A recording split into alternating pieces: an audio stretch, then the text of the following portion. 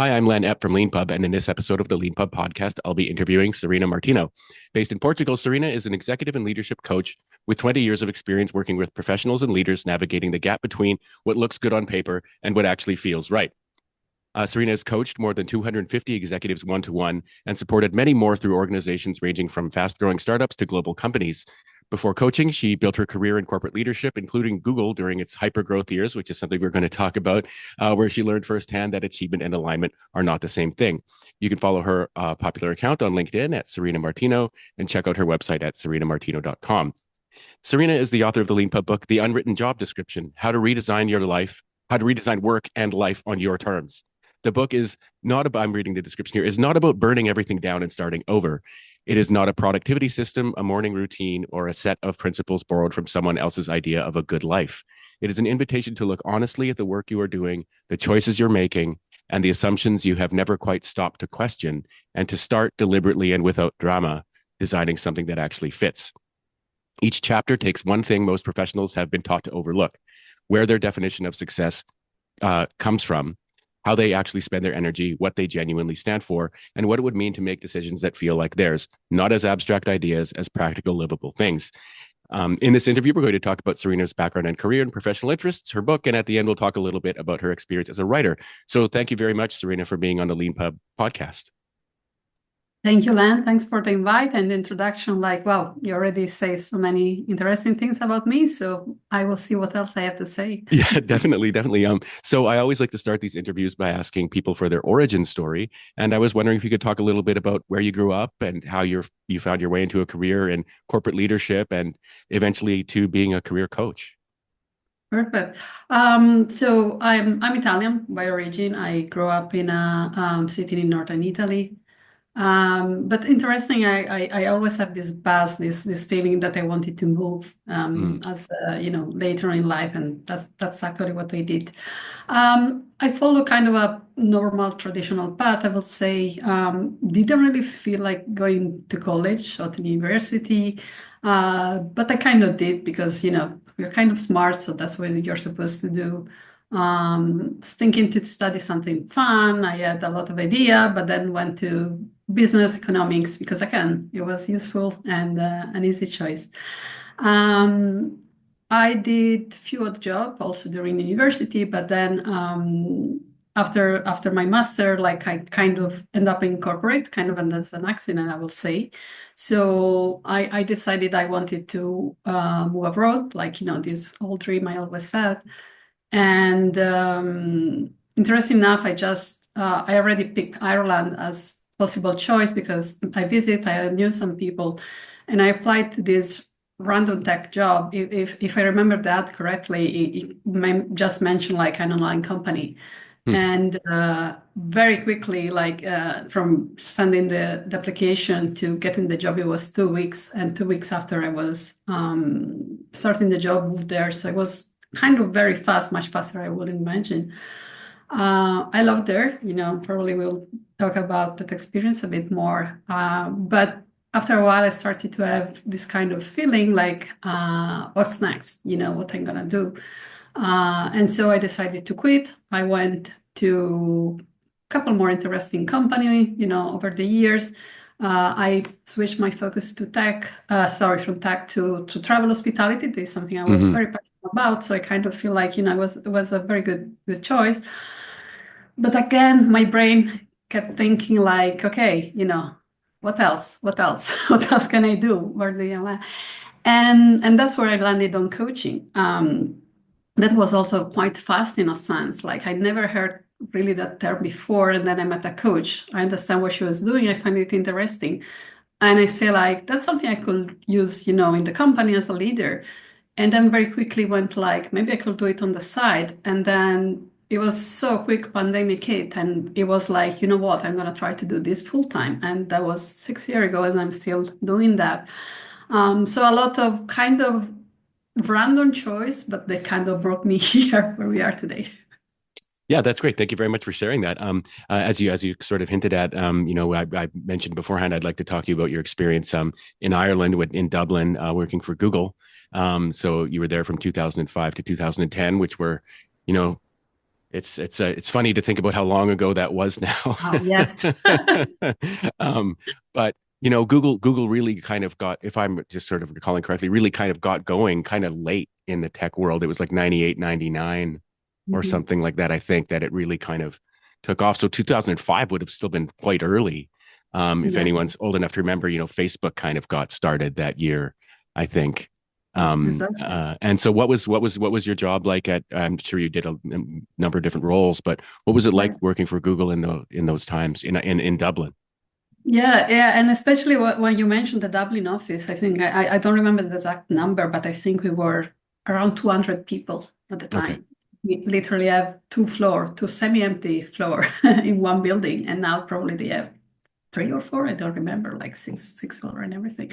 So it was very interesting. Like there was all this exciting energy, this adrenaline going, like all these super young people. I will say like yeah, over 30. I can count many people over 30 in the office at the time. It was all young people full of enthusiasm, very competitive environment, but also very fun at the same time. So I think the idea I got there, like, and that's so funny because it's so long ago, and a lot of time then I think like, well, I did a lot of things after Google, so it was just a small thing, but then now every time I look back of so many things that I learned, so many things I'm still seeing around in companies and some way of operating, some things that people think, it was the same way back there. And I think it was kind of like what a lot of companies are seeing now, or at least maybe 10 years ago, 5 years ago, but even some companies are now where Google were 20 years ago. So it's crazy to think about it. Like, how many learning, how many way of working, how many way to operate as a team, they all came from there. So for me, that was an exciting part that I didn't realize back then how So much impact would have even today so in I'm my really work. curious to ask you about that sort of in more detail, maybe. So what do you mean when you say it was a competitive environment, but it was like a team? Mm. What do you mean by that? I mean, just to, in my background, right around that time, actually, 2005 to Okay. 2008 or so, I was an investment banker in London, doing mergers and acquisitions.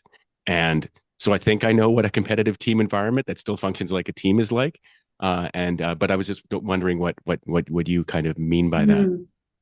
I think like what I saw a lot of time is obviously like objective OKR and target. That's part of it. But I Mm, kind of have this feeling where there was this. I mean, collection of so many people that were successful in their own term, like all good grades, all came right, there to a good company that was very difficult to come in. So you put them all right. together, they all kind of want to shine.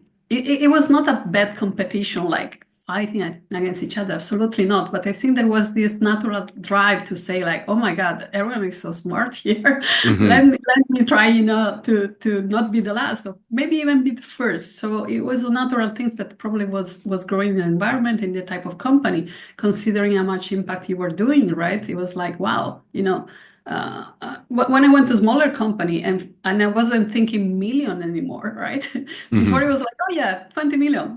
It's peanuts. No, it was a very different way of thinking where everything was so big. You have so many Mm. responsibilities being very young. And so they was driving this kind of competitive environment, but not in a bad sense, but more in like, you have to stand up, you are doing something important, something great. That's what we were thinking at the time. So you better do it. Yeah, yeah, no, yeah, that's very interesting. I remember, one thing when I left my investment banking job, I remember my kind of, team leader saying, the thing I'd miss about leaving this kind of environment is being around smart people all the time.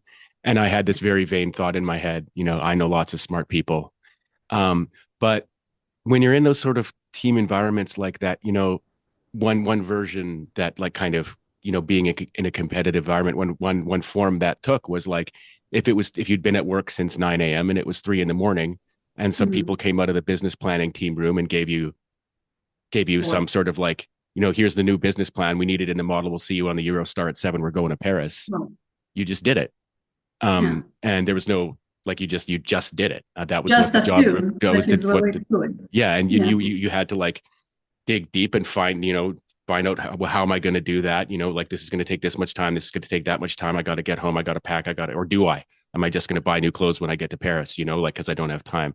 And like things like, or like for example, giving a brand new challenge. Like in my Yeah. world, it was like, we, Len, do you know anything about Turkey? Or no, do you know anything about gas networks? No, well, we've got a Turkish investor who wants to invest in gas networks. So like, go Oh, find out, and it was like that. And so, but in your environment, it would have been like this hyper growth kind of thing. yeah. So were you working on like, getting new signups or, Mm. the hue of the color blue in the G or something like that?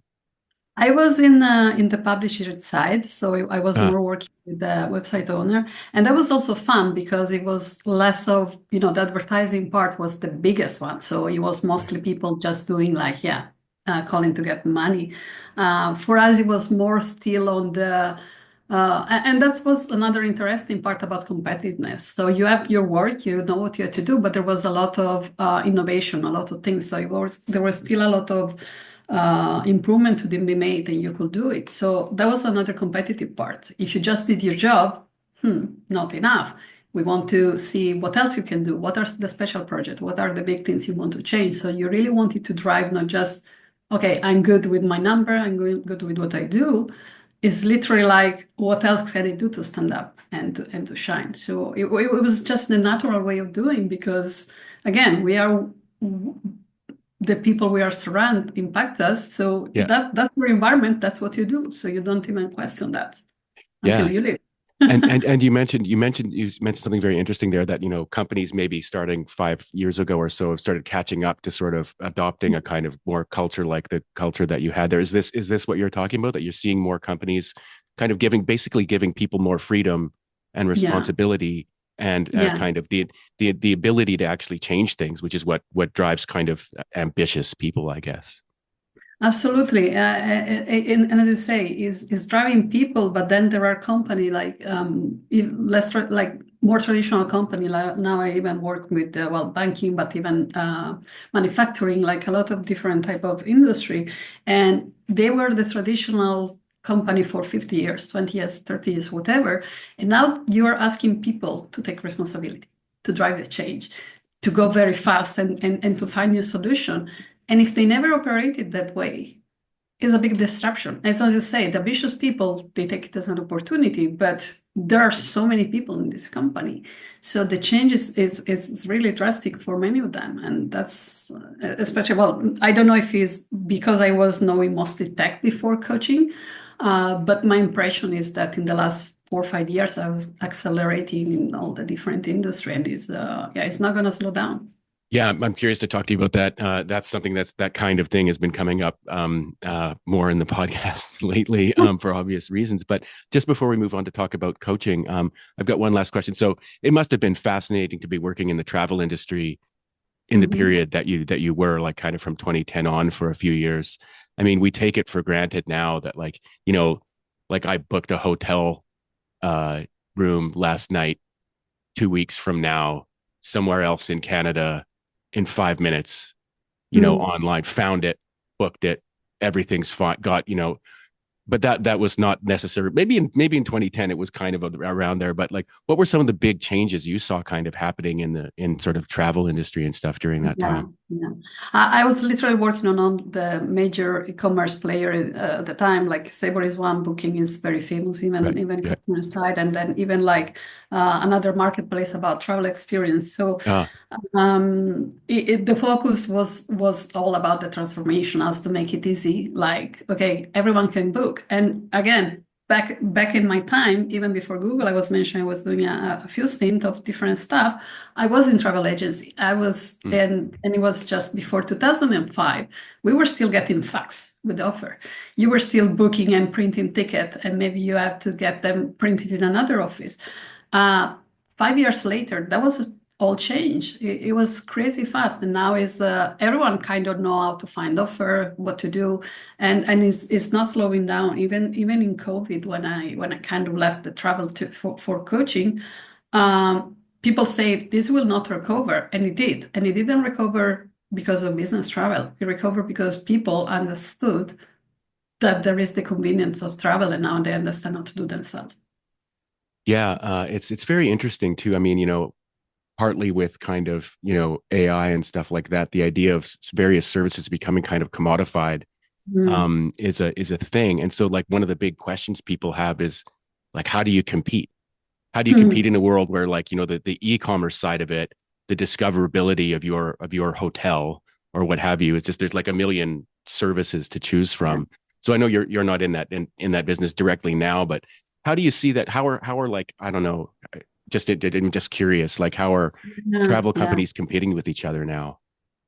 I love that because I'm no longer there, but it's still my love and passion. And I think about the solution is for me very easy. I'm not no longer there, so it's my personal opinion. Is to find solutions that are really sustainable, where people see the value back to one and not just scalability. Because if we have a model that really makes things easier to connect different consumer with smaller operator, we have to go there because that's gonna make the experience better. It's gonna help the community.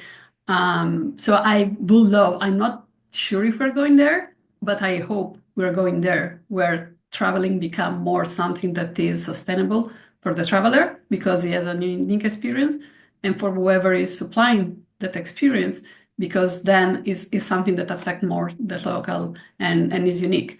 I think if we can merge those two, the future is travel is good. And if not, we will keep seeing what's happening in all the big city where mass tourism is killing a lot of economy and causing a lot of issues.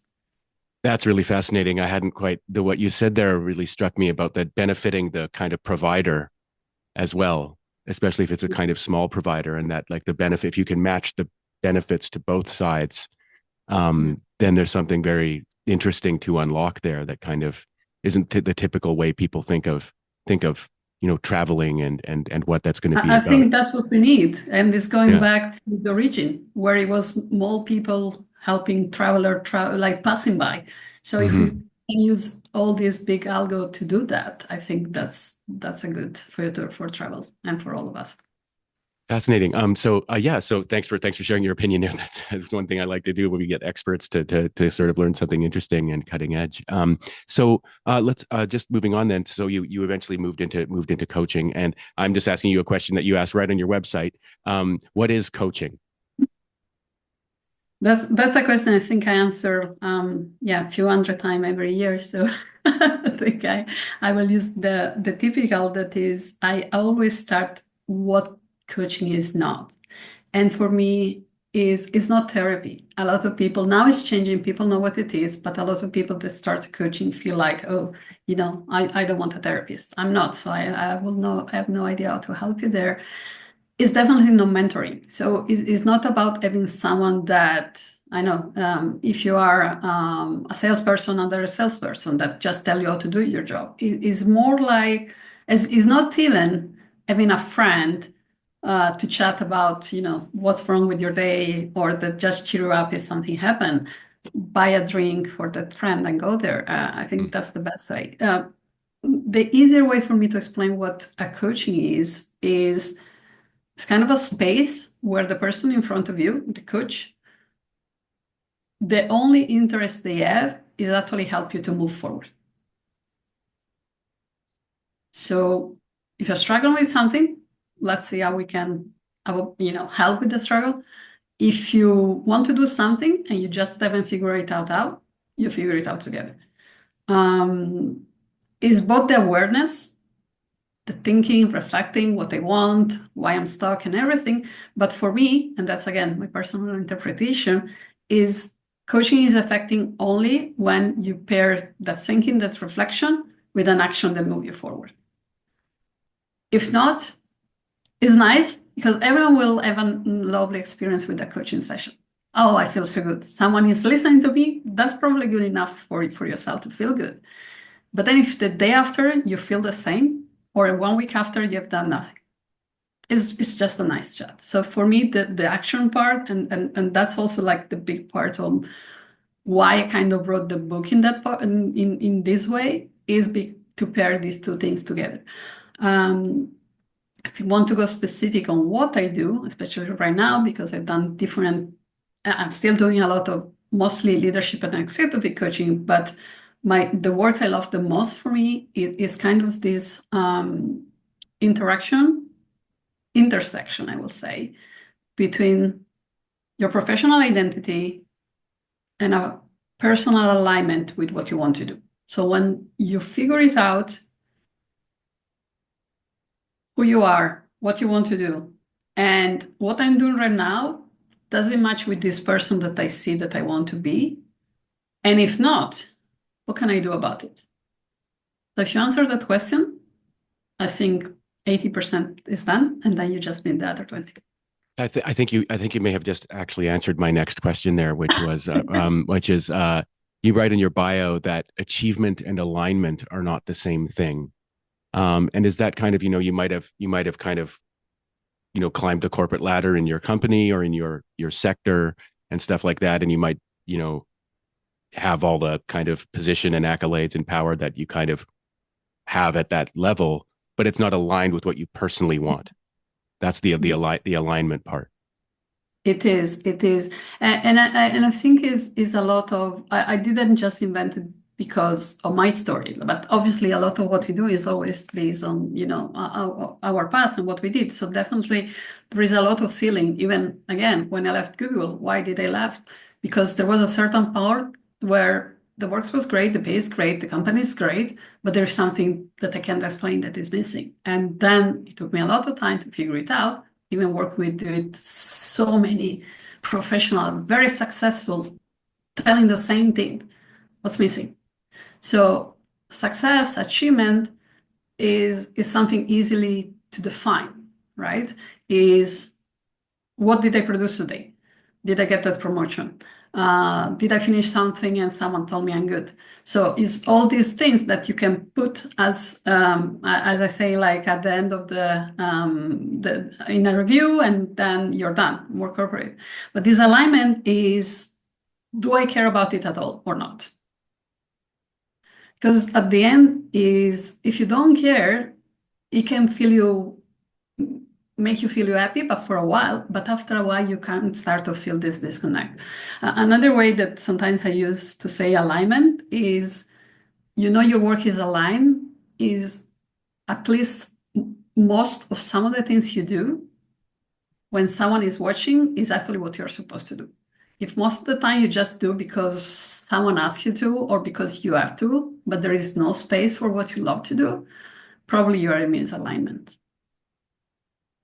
Yeah, that's very interesting. I think we've kind of segued into talking about the subject of the book. But just before we go on to talk about the specific book, it is sort of covered by that. But one thing I noticed is that you're the kind of person that you're talking to and talking about is someone who is kind of at a position, they're not desperate, like, oh, how do I keep my job, or I need a new job right away, or something like that. This is someone who like has succeeded in their structure that they're in, who understands it well enough to have done that and feels kind of powerful enough to be able to decide where they're going next. And what they just don't know what to do is how to do that, or what form that should take. Yeah, I think you make a good point, because obviously, like, I would like to say I only work with people that are, oh, I'm successful, I have no pain, no gain, I just have this small misalignment in my life to fix. There is, also people that actually are struggling. Okay. And usually the people that are struggling, though, they have, well, other things to fix first, right? Is a bit like if you think about Maslow and the needs. Okay, first I also use this concept of layer, right? You have from survive, manage, growth, and thrive. So if you're in the survive layer, you don't think about misalignment. You are just trying to say, like, how do I get tomorrow without being fired, without burnout? But after you are a bit more like, okay, more or less I know how to do my job, I've been here, what's next, and you can figure it out. These are the people that you were mentioning, this one that kind of are successful, but they feel something is off. And it's funny because, and I think we can, go a bit deeper later if it's needed. There is a big part of these people that is actually, I feel, even guilty about wanting more. Because come on, I am a VP on a big company, make good salary. Sure, sometimes they ask me to work a bit more. Sure, sometimes I'm a bit stressed, but I have a good life. Why I'm still complaining? Yeah, no, I think that's a natural enough thing for any kind of reflective person to Yeah. think. You've got you questioning yourself. And those Mm, questions are going to come. I mean, maybe now we're going down the route of therapy, but there's going to be questions in your head coming at you from various directions, no matter what you're doing.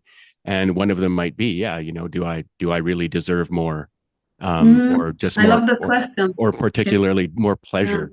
I think is actually kind of probably. I'm just making this up, but like that's probably one of the trickier things to get people to yeah, internalize is that actually your pleasure and your enjoyment are things that you can think about when you've reached a certain level of kind of security, I yeah. guess with the layers of needs and stuff like that being fulfilled. So yeah, moving on just sort of formally to the next part of the interview where we talk about the book. um, what's the origin story of this book? Hmm. How did this book start? I think I want to say how I started, and I think there is even a small part in the book. I've been thinking about writing a book forever. By the way, I also have been writing about some of this topic on a newsletter for about it's probably 5 years now.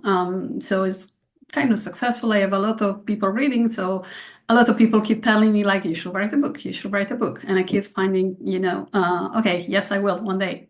And I keep thinking about a lot of different stuff. So one day, friend coach asked me once again, I will name it in case he hear Eric, thank you. So it's you. Uh, uh, okay, if you had to write a book, what that book will be about? And out of the blue, I say like, well, I think it will be about, the all the story that you tell yourself and how to ensure you live the life in your own terms without guilt and blah blah blah. And he just asked me to then sit down and write the title and few chapter. And I haven't changed practically a line, I will say, of the book structure and the title. It came just out there. So at that point, he was like, okay, I think I had to write this book at this point. So I think the origin story is literally that I keep telling people like, don't do what you want to do with your life. Don't keep your best idea in the drawers. Do what you meant to do, and don't make excuse because you always find good excuse for not doing something, to procrastinate, or to think something more important is coming. So I stopped making excuse why I shouldn't write my book.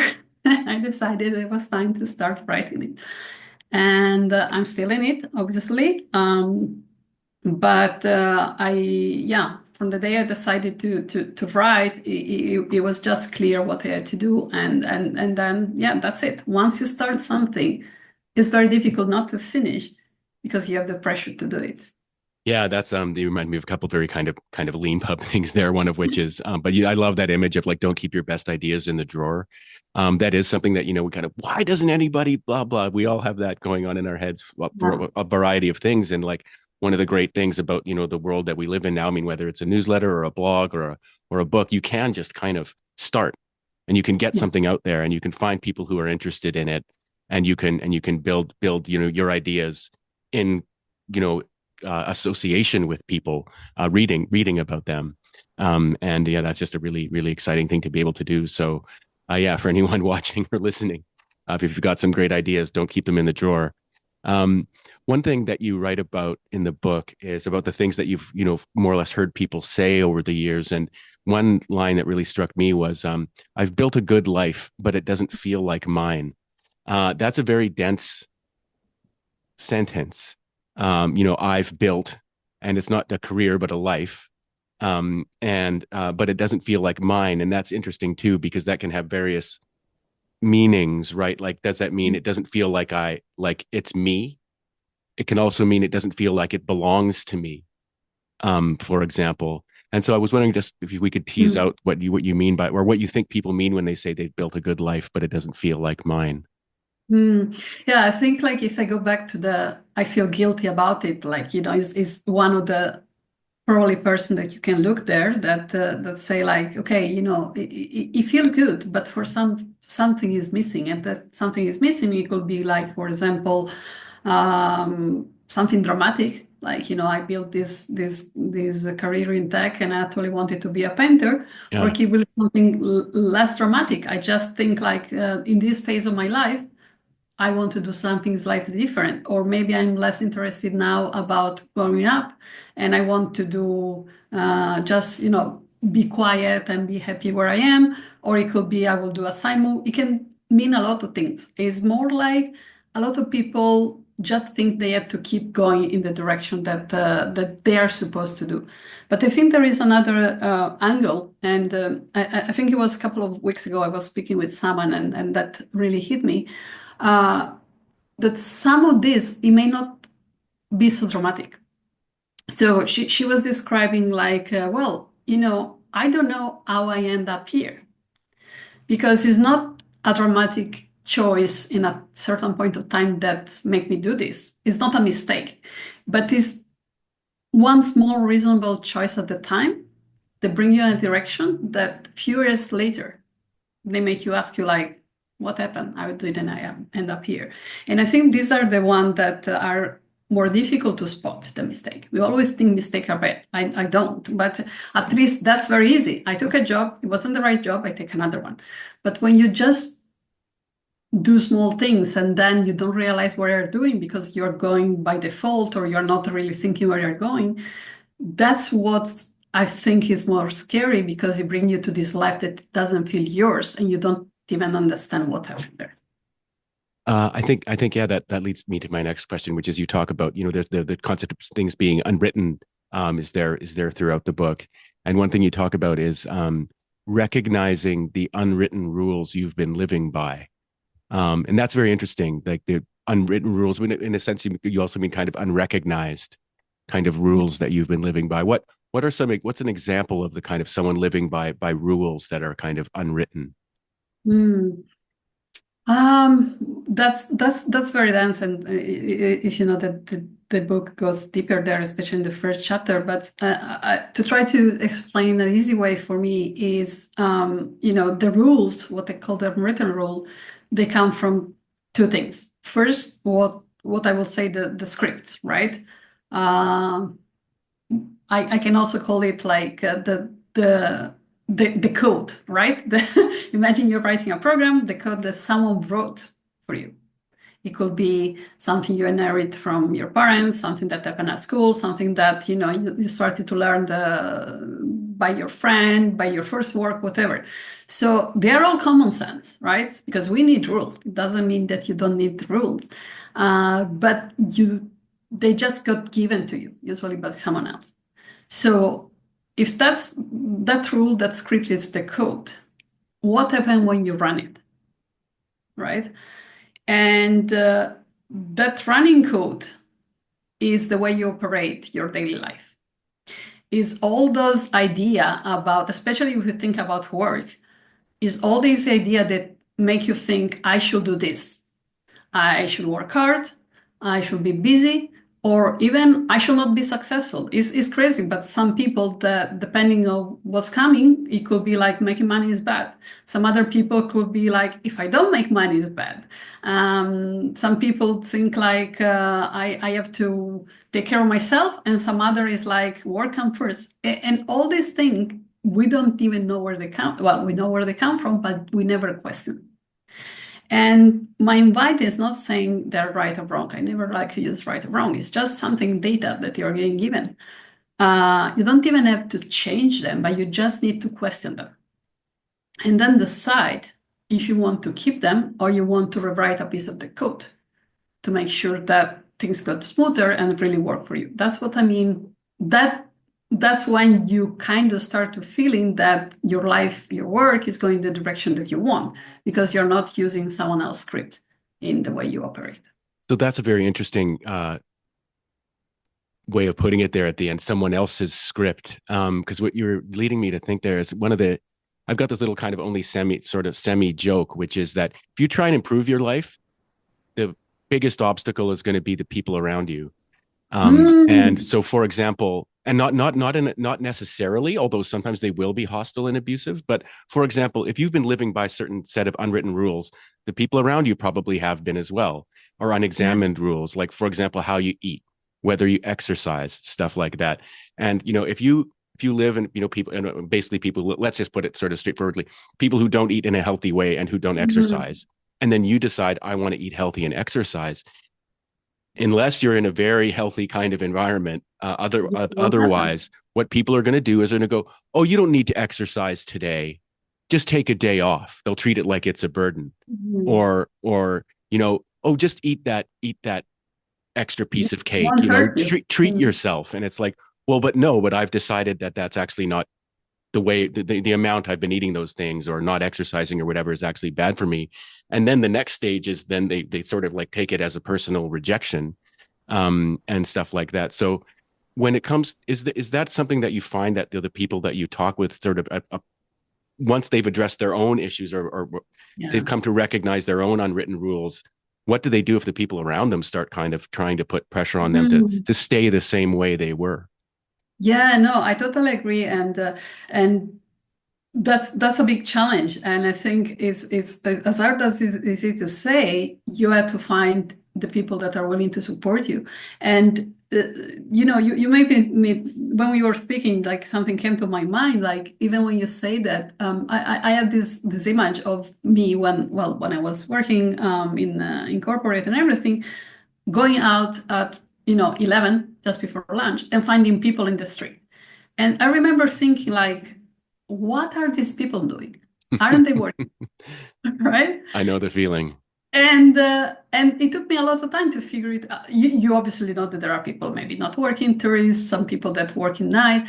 But what I'm saying is that sometimes if you are in a bubble and that's the people that's what everyone is doing, you can't even fathom that there is another way.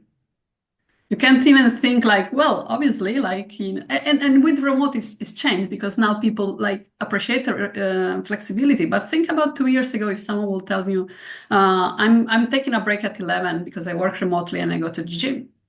It was unthinkable. And now it starts to be again something that is normal. So it's again, it's not just the first, as I say, you need people that support you.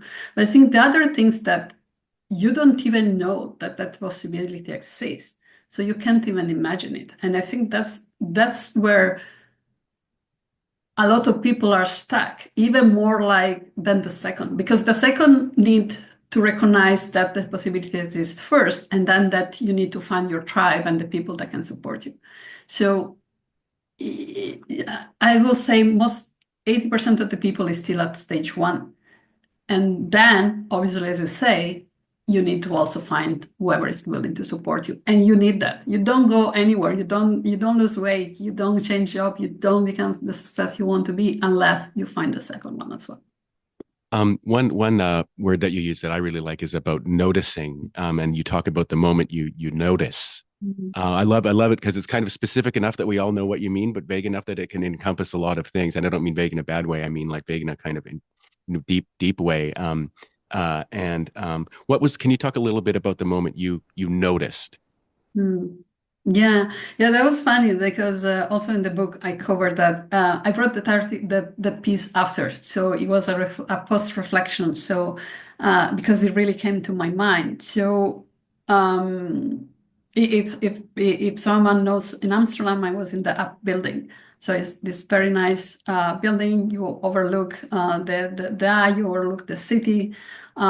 I choose to be there. I organize already my life in a way to, enjoy time with the family, with a good job.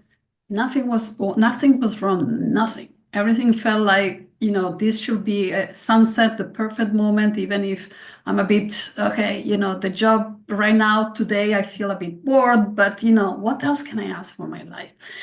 And it's not that I didn't felt that before. Like as I mentioned in Google, in other things, I decided to leave for some reason. So I felt that unsettlement as well.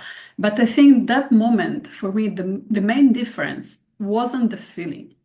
Wasn't It's the first time that I remember, maybe it was before, but I don't remember. But that time I wasn't just saying like, what's wrong with me? And I started to say like, okay, if this doesn't feel good for some reason, what I'm gonna do about it? Right. And I have no idea. I don't remember. I would like to invent a lovely story of what happened there to get to the point. I don't know, but it happened. And I know that when I see it happening for people, when something click, no one knows why, but there is always that moment. And that one moment you're like, okay, I didn't know that I could be confident and not be aggressive. I didn't know I could go to my boss and tell them how I feel. I didn't know that I could try to do this side project and still not burn out. And just like that. And I would love to figure it out what is that, but I know that when happened, everything changed. Yeah, that's really moving, the and I love that idea of like, of course I'd had these thoughts and feelings before, but it's Mhm. like, no, what changed in that moment was I'm going to do something that sort of, I don't know, it's just good. Yeah, like you say, it just kind of like Yeah, when takes you over, you go coaching, you feel the shoulder. You can literally. I know that when people feel it, you can see Hmm. the way.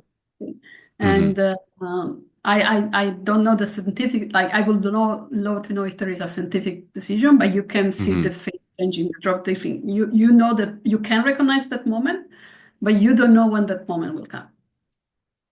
Um, and one thing that you write about is, well, you actually, this is my next question, was the invisible weight. Mhm. But what is that weight? How would you characterize that weight that does come off the shoulders? I mean, obviously, it's something about lacking agency or not having even realized that you believe you take it that you lack agency or something like that. But what is that weight? And I think we all know kind of what that feels like. Yeah, as you say, for everyone can be a different things. But if we go back to the what we were discussing about the script, the rule, and everything, Hmm. for me, the weight is the price that you pay for staying in this system that doesn't work for you. So it's kind of like, when I don't know why I'm going to the code as well here, like, when you have this very old program with a bloated code that Right. doesn't work, it has a lot of crap in there and it's low, it's not working, but you it's just slowing down everything in your life and you know that at a certain point you have to just cancel stuff and restart over. So what is there is all these small things that we don't notice, as you say, is the heaviness of like I finish work but I'm still thinking about it. Is, oh my God, tomorrow I have to speak with the colleague that I don't like and I don't know how to approach. Is like no one appreciated did my job. Is all these things that we just give for granted that they come with they are part of the paycheck, but they are not. So no one is paying for that debt, and no one is paying for that weight. So you better just get rid of it because it's not serving you, and it is not serving anyone else. That's I think the more disappointing part. It's not that you're doing something that okay is a sacrifice. I will do it for a certain time, but there is a reason that will help in the long term. It never helps. So it is literally to find the courage to find all this invincible weight and where it's coming from and started to put it aside. Because when you put it aside, again, that's where you find the space to, pull the drawer and see what is in there. If you don't have the space, you will never do anything to do what you really want to do. Yeah, that's very interesting. You reminded me of something specific from my own experience. So years ago, I like tell this story various ways, so it's probably changed from what really happened. But like back in, I think it was like 20, it might have even been 2012, but I'm going to say 2015. For a time, we call doing customer support doing hello because our main support Mhm. email address is hello@leanpub.com. And for a while, basically Peter and I like kind of gave it to an employee, like you answer hello emails. And that sucked. That sucked for our authors, that sucked for our readers, that sucked for anybody who discovered it because it's someone was treating their contact as just something, a Mhm. task. And if you're doing hello as we call it, that sucks because you're just kind of like, I found a bug. Well, I told the team about it. That's it. Yeah. That, but if you're doing it and you care, you're like, Yeah. well, that problem isn't, that person's got a problem and that problem hasn't been solved. And so but like, so we were realizing we were losing touch with what we should be doing and what was bothering people and stuff like that. And so I sort of, I jumped on the grenade and, but which isn't the best image, but the sort of deal was I Yeah. get to solve problems. Every single interaction we have with someone, I get to treat as a solvable problem, whether it Yeah. means we build a new feature, get rid of a feature, modify a feature. But like basically it was like I get developer time. And so it turned customer support turned into like actively, creatively, intelligently, and empathetically thinking about problems and solving them. And that completely changed it from like a kind of burden. I mean, it never turned into, wow, another email.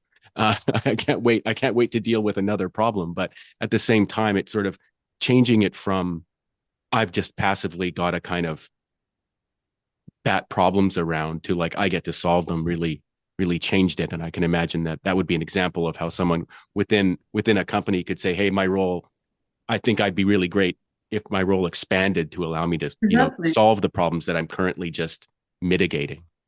Yeah, yeah. No, it's a great example because as you say, I say like, well, actually this is only costing you. No, actually, yeah, this is also costing the company. Mm-hmm. All this weight that you're like, my work sucks. Instead of saying like, I'm gonna do something more like that is gonna help the client, is gonna do something, is gonna improve, is the same time one is draining you down and the other one is making you happy. And for some reason, we spend so much time on the draining part on the weight instead of the other one because we just have so much weight on that. So yeah, that was a very good example to say, yeah, actually, no, it's costing really money to a lot of companies. Yeah. Um, you talk about the new contract. Mm. And this is something and I love the sort of the way it's weaving in the metaphors of rules and scripts and stuff like that. But and writing things down as opposed to the being remaining unwritten. But what is the new contract? Yeah, so that was, and it's not signing your new contract because I Mm-hmm. want to start to say for the one that don't know the Mm-hmm. book is not about, just, bye rule, bye everything. I'm gonna find a new job that I love and that's it. No, it's the opposite. It's about make the choice, make sure that you find what you want to do, and that what you want to do, it may be staying where you are in a different way, doing something totally different. There is no one good, one bad. And the contract is okay, now that you know what's holding you back, before you start rewriting, because before going that to really what you want to do, put down really who you want to be. So for me, it's like, okay, what did I discover about the script? What did I discover about what energized me? What did I discover about my current role, my current way of operating? And does this serve me? Because sometimes we are even attached to a version of ourselves that was great, but whatever is great, 5 years later, maybe it's not, and that's okay, because it means you evolved. So something you loved before, you don't love it anymore. That's okay too. And the last one you mentioned, agency, like that's I think is most important one. I can own my choice. I cannot. A lot of people just wait for choice to be made for them. Today is a lot of people are waiting like, well, if they offer me a severance package, do I take it or not? Do you really want to get there? Well, I hope they will see my value and give me a promotion. Okay, do you want the promotion or not? And if you want, are you going to do something about it or not? And if you don't want, so it's all this discussion that is more like write down what you want. And that's where you start the transformation. So is you write the contract at the beginning when you stop saying, as you say, when you have this clicking moment of like, okay, I understand what I want. I don't know how to get there, but I'm starting to write it down. And I think I don't even remember correctly in the book, but I think that's really where we anchored the separation between like the understanding part and then we move to, okay, let's do something about it. Because again, if there is no action, it's just a nice, I feel good about what I knew, but I'm not going to change anything. Yeah, I think that's a great kind of cliffhanger to leave people with respect to the book and how it progresses. What the next step is? How do you take action? And so I definitely recommend people get the book and join you for the ride. And I say the ride because it's just moving on to the last part of the interview where we talk about your experience as a writer and how you're approaching writing a book. Um, so you're writing the book, you're publishing it chapter by chapter, the kind of, Leanpub way, which for anyone, watching or listening who hasn't heard about it, we encourage people to publish basically serially, but serially with in a way where you're kind of like you might be editing or changing things that you've written in the past, maybe just you've changed your mind or in response to feedback that you've gotten from people and stuff like that. So it's basically if you buy a Leanpub book, you get all the updated chapters for free. And if you're writing a book, it's something you mentioned earlier. If you start getting readers early on, you start getting motivated to finish, which is great. So I guess my question is, do you have I know you have a structure, but do you have a timing plan? This is one thing that often one of the things about like self-publishing a book. One of the great things is it's up to me. But often people do impose a schedule on themselves, but often they don't. So I'm just curious what your approach has been so far. Yeah, for me, it was intentional from the start, and that was so fun because I have the intention of publishing chapter by chapter because of the feedback, because I wanted to get going and see how things were Mm-hmm. progressing. So, and that was even before I discovered about Leanpub. And so when I Mm. found it, that's exactly the way it was opening. It was like, wow, that's perfect. So the structure that I had in mind didn't change, but I was like, okay, I still want to schedule in the way I want. That it is once a month by chapter Okay. because I want for people to really do the work between one chapter and the other. And anyway, and I'm writing very fast, so I could write faster, but I don't want to because it's also for me a good exercise of making the journey intentionally longer than enjoyable, because that's another things we always do when we think about achievement. I want to get it done and dusted. And again, let's enjoy the process. Let me get feedback. Let me see if I get other story that maybe inspire me in the meantime. So that's something I'm really forcing me not to publish faster. But the idea, hopefully, like it will still be done by sometimes end of summer or something like that. So yeah, it's been a good journey so far. And how do you write? Do you do you like sort of is it Saturday afternoons? You tell your family Mm. like no one can talk to me on Saturday afternoon. Is it when you're commuting? Is it coffee shops? What's your approach to that? Mhm. So I have the kind of ideation process that, in case you haven't seen so far, I have a million ideas. So my problem is more to scaling down everything I want to write, and that one it goes kind of random. So I collect it during the week's idea and stuff, and then I collect them together. And then for me, it's like, okay, I need to write. I block everything. I do it in my office because I really like to do it very structured where no one Okay. can me, and then I just close down the work and I just write. That's my process. That's great. And are you so you mentioned feedback. Do you have a system or a structure for requesting and processing feedback from Mm. people? I mean, because Leanpub's so popular with programmers, we've had people that kind of stay up all night Yeah. and write their own feedback program. But how are you handling that? Yeah, so far it was mostly like by, people that I know that was reading and was asking. So yeah, now it's that I think it's going to be much more streamlined in the way to get it and operate because yeah, for me again is I need feedback not only on the structure and everything, but my main things is like, okay, is it useful? Are you applying it? So feedback is a big part of the process that I hope to get even more now that the book keep progressing. The last question I always like to ask, and I leave it to the end on purpose, is if the guest is an author using Leanpub. Is the last question I always like to ask is if there was one thing, one magical feature we could build for you, or if there's one thing that has you sort of shaking your fist and yelling at the screen when you're using Leanpub that we could fix for you. Is there anything you would ask us to do? Okay, it was a great question because I had one that Okay. was about the review and the feedback part, but I saw that a couple of weeks ago you just launched the review feature, so it's there. So I cannot ask for that anymore. So I haven't used it yet, but I'm very excited to see how it works. So that was definitely on my list.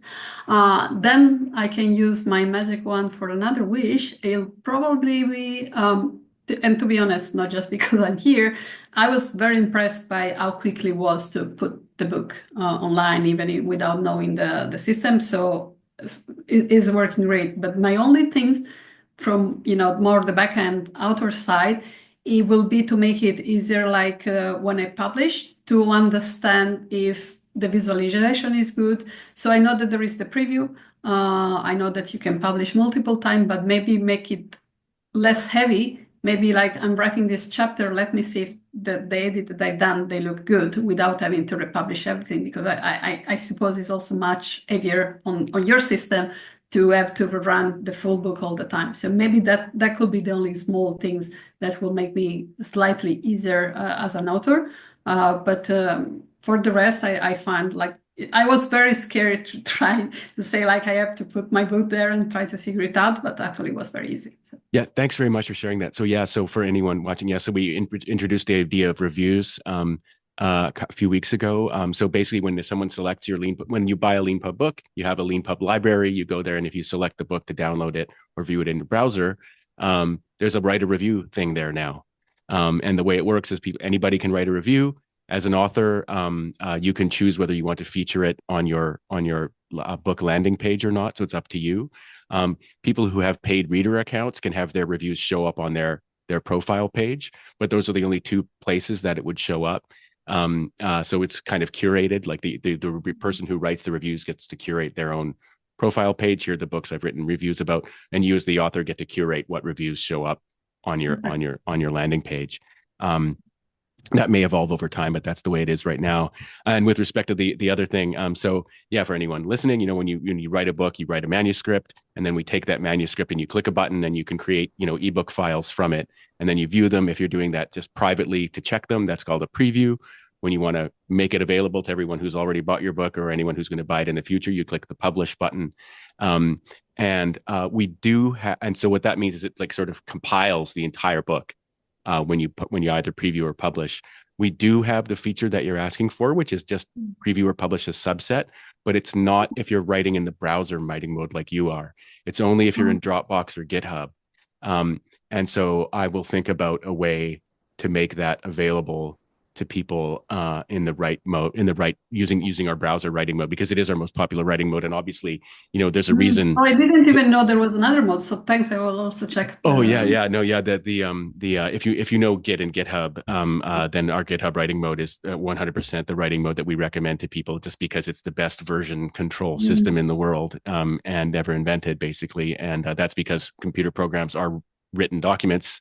So the joke you always use for that is like, imagine if there was a typo and you couldn't open your book, you'd have a different track changes system than you probably do for your writing mode now. But yeah, so I'll think about that, adding a feature where it's just a kind of finding some version of the subset feature, subset of my manuscript feature for that.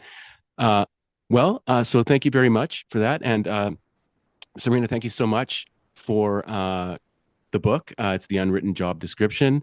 Thank you very much for using Leanpub as the platform for it. And I look forward to seeing all the future chapters come out.